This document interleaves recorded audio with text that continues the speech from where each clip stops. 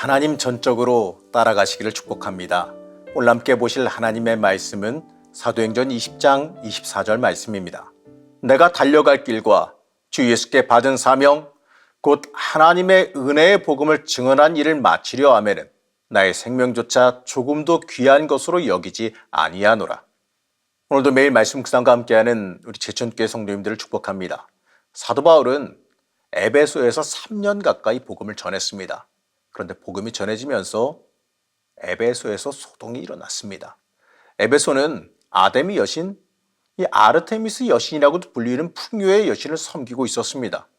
그 여신의 우상을 만들어 팔던 직공들이 많이 있었는데 그들이 복음이 증거됨으로써 자신의 직업을 잃을까 해서 폭동에 가까운 소동을 일으킨 겁니다. 그 일로 인해서 사도 바울은 에베소를 떠나게 됩니다. 그 뒤에 바울은 마게도냐와 헬라 지역을 선교하게 됩니다. 사실 이 에베소를 떠날 때 바울의 심정은 굉장히 괴로운 심정이었습니다. 하지만 이후에 오히려 놀라운 복음의 성과를 거두고 많은 기쁨과 평안을 얻게 됩니다. 이처럼 하나님은 낙심한 성도를 그냥 내버려 두지 않으십니다. 당장은 어려움에 처한 것 같지만 이 하나님께서 이끌어 가신 대로 순종하며 따라가다 보면요, 결국에는 하나님의 열매를 맺게 될 것이고 하나님께서 주시는 위로와 평안을 얻게 될 것입니다. 어느 곳에 있든지 하나님을 위해 결단하며 나아가는 그 자리는요, 하나님께서 인도하시며 승리하게 하신다는 그 사실을 바라볼 수 있어야 됩니다. 이제 이어지는 내용은 바울이 드로아에서 머물 때 일어난 일입니다. 바울은 드로아에서 복음을 전한 적이 없습니다. 그러나 도착했을 때에는요, 이미 그곳에 퍼진 복음으로 인해서 이미 성도들이 존재했습니다. 그래서 일주일 동안 바울은 열심히 말씀을 전합니다. 특히 떠나기 전날 이 성도들과 떡을 떼며 밤이 늦도록 강론했습니다. 그런데 이때 뜻하지 않은 안 좋은 사건이 발생했습니다. 이 성도 중에 유두고라고 하는 청년이 환기를 위해 열어놓은 창문에 걸터 앉아서 졸다가 안타깝게도 그만 추락해서 사망했습니다. 이 사건은요, 이 복음의 불이 붙어가는 드로아 교회에 너무나도 큰 시련을 가져다 줄 심각한 문제입니다. 그러나 오히려 성령님의 능력으로 그 유두고를, 그 청년을 다시 소생시키셨습니다. 오히려 드로아 교회 성도들은 이 살아계신 하나님의 능력을 체험하고 큰 위로와 기쁨 그리고 확신을 얻게 됩니다. 12절 말씀입니다. 사람들이 살아난 청년을 데리고 가서 적지 않게 위로를 받았더라. 어찌 보면 이 사건 자체는 교회를 공격하는 사단의 공격입니다. 하지만 하나님의 능력으로 오히려 드로아 교회가 더 강성해질 수 있는 계기를 가져왔습니다.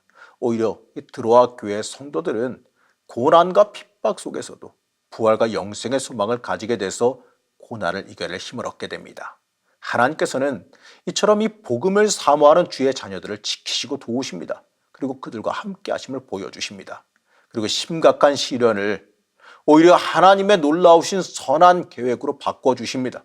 그렇기 때문에 우리 끝까지 하나님을 믿고 의지할 수 있어야 됩니다. 이 주께 온전한 우리의 소망이 있기 때문에 그렇습니다. 이제 바울은 에베소 교회에서 고별 설교를 하게 됩니다. 바울은 오순절 전까지 예루살렘에 도착해서 예루살렘 교회에 모금한 헌금을 전달할 예정입니다. 바울은 밀레도에서 에베소 교회 장로들을 초청해서 고별 설교를 통해서 권면하기로 합니다. 바울은 예루살렘으로 가려는 계획을 말해요. 그런데 그 계획은 굉장히 놀라운 고백을 담고 있습니다.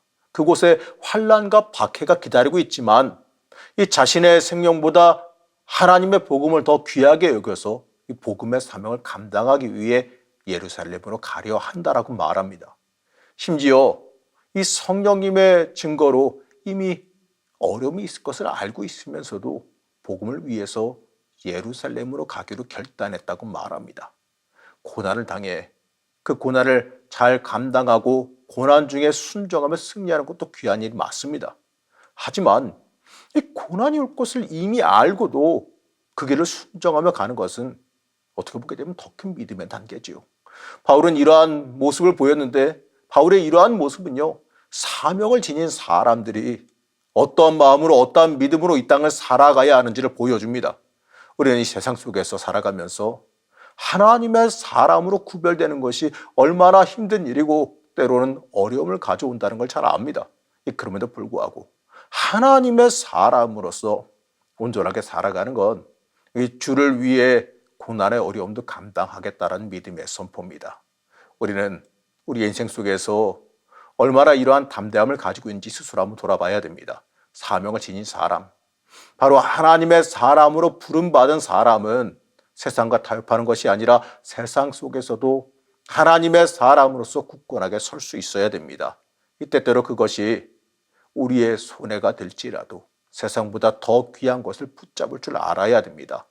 그러한 사람들에게 온전한 복이 임한다는 사실로 잊어서는 안 됩니다. 무엇이 복인지 우리는 잘 알아야 됩니다. 바울은 이렇게 고백합니다. 24절 말씀입니다. 내가 달려갈 길과 주 예수께 받은 사명 곧 하나님의 은혜의 복음을 증언하는 일을 마치려 하면은 나의 생명조차 조금도 귀한 것으로 여기지 아니하노라. 하나님의 길을 온전히 따르는 것, 주와 동행하는 것, 이 주를 위해서 내가 사용되어지는 것, 여러분 그 자체가 복임을 잊어서는 안 됩니다. 바울은 이어서 이 자신과 에베소 교회의 장례를 말합니다. 바울은 이 자신이 복음을 전하다가 순교당할 것과 에베소 교회에는 이단이 출현해 그들을 미혹할 것을 미리 말하며 경고합니다.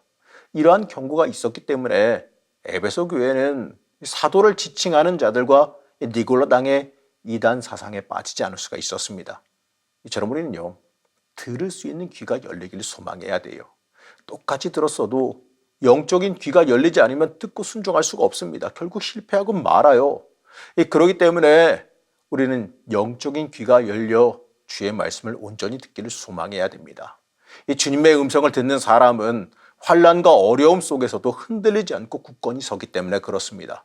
그리고 바울은 결론적으로 이 교회의 이 복의 기원과 함께 약한 사람들에게 도움을 주라는 교회의 사명을 당부합니다.